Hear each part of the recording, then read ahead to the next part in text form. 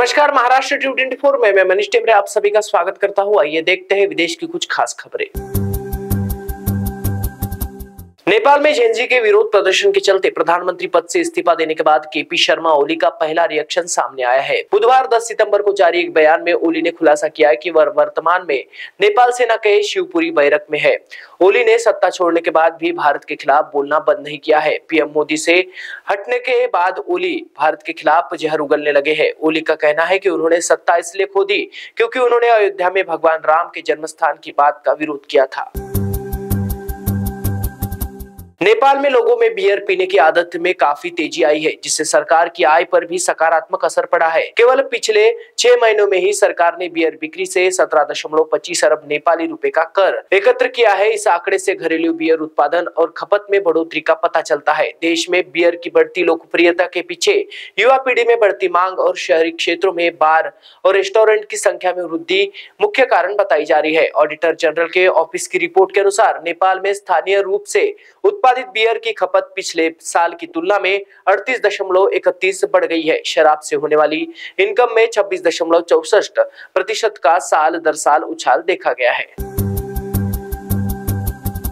Brazil के supreme court के एक पैनल ने गुरुवार को पूर्व राष्ट्रपति जेयर बोल्सोनारो को 27 साल और 3 महीने की जेल की सजा सुनाई। उन्होंने 2022 के चुनाव में हारने के बावजूद सत्ता में बने रहने के लिए तख्तापलट की साजिश रची, जिसके आरोप में उन्हें अब यह सजा दी गई है। बोल्सोनारो अभी ब्रासिलिया में घर में नजरबंद है और वह इस फैसले के खिलाफ अपील कर सकते हैं। सुप्रीम कोर्ट के 5 जजों में से 4 ने बोल्सोनारो को 5 अलग अलग आरोपों में दोषी पाया गया है। इस मामले पर अमेरिकी राष्ट्रपति डोनाल्ड ट्रंप ने प्रतिक्रिया देते हुए कहा कि वह इस दोषी सिद्धि से बेहद नाखुश है। व्हाइट हाउस से मीडिया से बात करते हुए उन्होंने कहा कि उन्हें हमेशा बोल्सोनारो को उत्कृष्ट नेता माना। इधर सुप्रीम कोर्ट ने गुरुवार 11 सितंबर को पहले ही 3 वोटों की बहुमत हासिल कर ली थी, जो कि बोल्सोनारो को तख्तापलट की साजिश रचने के आरोप में दोषी ठहराने के लिए आवश्यक थी। इस कदम के बाद लंबी जेल की सजा लगभग तय हो गई है।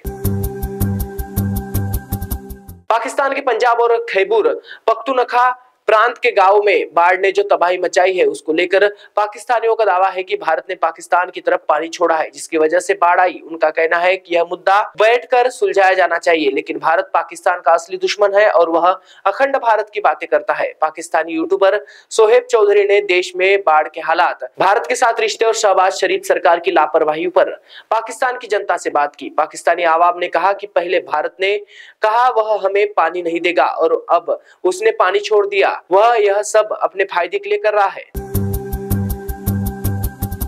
अमेरिका के डलास शहर में एक चौंका देने वाली घटना सामने आई है। यहाँ एक मोटल में मामूली विवाद के दौरान पत्नी और बेटे के सामने ही एक भारतीय का सिर धड़ से अलग कर दिया गया। मृतक की पहचान 50 वर्षीय चंद्रमौली नागमलैया के रूप में हुई है। इस घटना पर ह्यूस्टन स्थित भारतीय दूतावास ने प्रतिक्रिया दी है। भारत के ह्यूस्टन स्थित महावाणिज्यिक दूतावास ने इस घटना पर कहा, भारतीय नागरिक चंद्र नागमलैया की दुखद मृत्यु पर शोक व्यक्त करते हैं। उनकी टेक्सास के डलास स्थित कार्यस्थल पर निर्मम हत्या कर दी गई। हम परिवार के संपर्क में है और हम हर संभव सहायता प्रदान कर रहे हैं। आरोपी डलास पुलिस की हिरासत में है। हम मामले पर बारीकी से नजर रख रहे हैं। आज की विदेश की खबरों में बस इतना ही। अधिक जानकारी के लिए देखते रहिए महाराष्ट्र T24।